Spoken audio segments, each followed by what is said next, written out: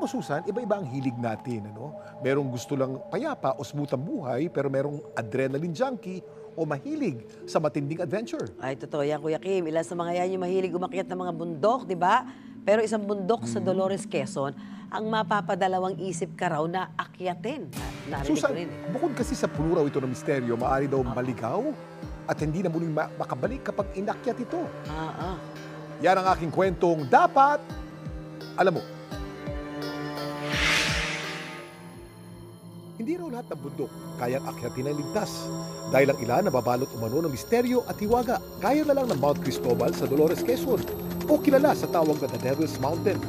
Bali-balita dito, pag umakyat ka sa bundok, hindi ka na makakabalik. Pagsasapit ng gabi, parang may naririnig ako.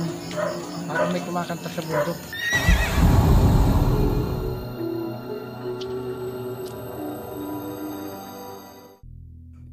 Nasubukan ni Blessy at kanyang mga kaibigan na umakyat sa bundok ng Cristobal.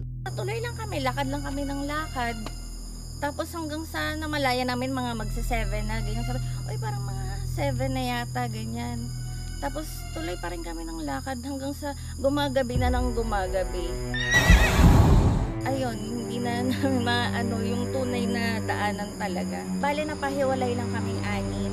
Actually, wala akong alam sa bundok na yan before ako umakyat. Talagang sumama lang talaga. Bandang 11 PM yun, nag-decide si El na, yung isang kasama ko na mag-pray. Sabi niya, mag-pray tayo ng Our Father, ganyan. Tapos, parang medyo nag-act na daw ako ng weird that time.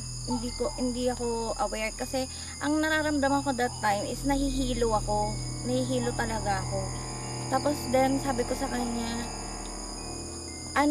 pahinga muna tayo. Sabi ko, upo muna tayo. Ayun, tapos parang naramdaman ko, nahilo ako. Tapos, pag dilat ko, andyan na sila sa paligid ko. Sabi, uy, okay ka lang. Parang inaano nila ako. Sabi, uy, okay ka lang ba? Ganyan.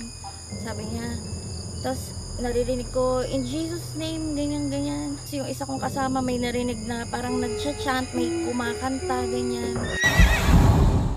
Habang binabalikan ang nangyari dun sa kanila, si Blessy bigla na lang napatigil. Ako? Sorry, kinakabahan talaga. Okay lang, sige ma'am. Kasi parang ako may nararamdaman. Ay, sorry, na-distract ako.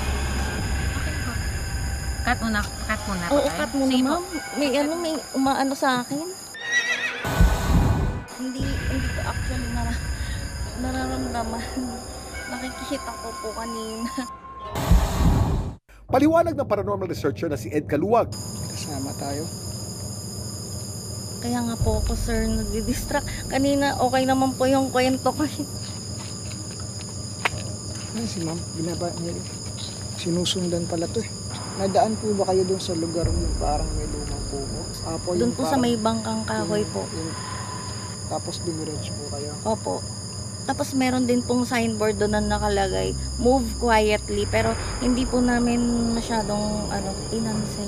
Actually ma'am, yung sinasabi niya na dinaanan niyo, nung time po kasi na makakita ko ng Cristobal, yun po talaga yung area kung saan naliligaw lahat ng dumadaan doon.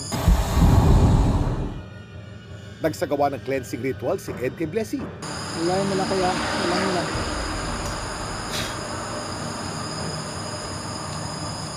Hanggang mo lang kayo. Hanggang mo lang. Nahihilo ko. Kaya lalayan mo lang. Kaya talagang ganyan. Kasi ate, yung encounter mo dati, hindi naman nawala sa'yo. Sa pagpapatuloy ng ritual, Meron po sa likod niyo. Hayaan mo. Huwag mo intindihan yan. Hayaan mo yan. Wala, ayoko po. Hayaan mo yan. Hindi yan lalapit. Mahirap i-entertain yan. Pag in-entertain mo sila at nilapitan ka nila at lagi mo silang pinapansin, hindi yan titigil ng kalalapit sa'yo. nagtirig ng kandila si Ed sa puno para lubayan umano si Blessy ng elementong sumusunod sa kanya.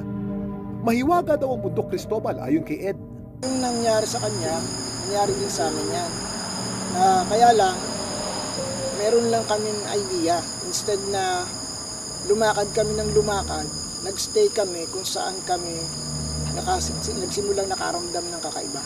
may malalakas umanong elemento rito na kayang magligaw ng tao. Maraming entity na may kayang magligaw sa tao. Unang-una yung mga tikbalang. Kasi yung tikbalang ay territorial. So once nadaanan mo yung kanilang lugar, ang gagawin nila, ilalayo ka nila dyan. Babaguhin nila yung paningin nyo. Akala mo, malayo na kayo. O kaya maiiba yung paningin nyo, so ang tingin ninyo, lakad na kayo ng lakad. Ang payo ni Ed, Sa mga nagahay, alamin nyo muna yung mga possibilities. Like, ano ba ang pangontra sa ganito?